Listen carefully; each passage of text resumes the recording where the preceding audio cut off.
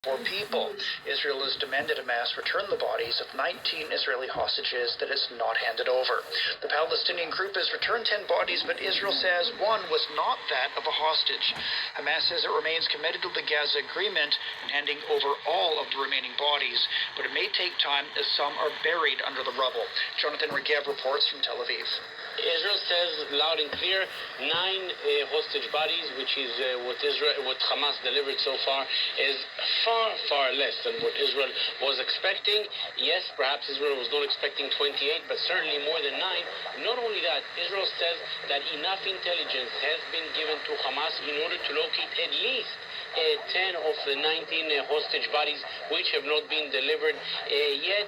And Israel says that the only reason that Hamas is not doing this is not the lack of machinery or intelligence, as the other side is claiming, but due to some kind of a psychological warfare that Hamas is conducting. And therefore, at this time, there's a meeting between Prime Minister Benjamin Netanyahu and some top security officials wondering how to respond to what Israel sees as a breach by Hamas, what kind of sanctions Israel should Hamas, which are written on the paper of the agreement. Israel will currently not implement how many hostage bodies can be located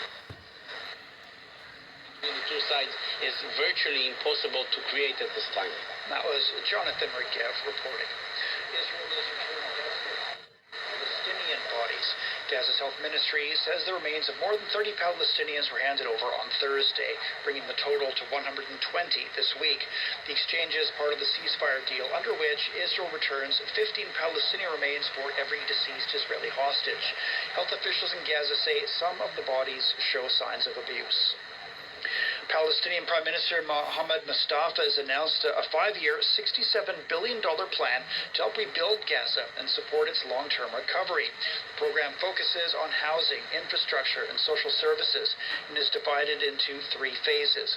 It starts with a 6-month emergency phase to address immediate needs, followed by a 3-year reconstruction. It concludes with a long-term rebuilding phase to restore Gaza for the future. The Venezuelan ambassador to the UN condemned U.S. military operations in Caribbean waters. On Thursday, a U.S. strike on a small boat killed 6 people.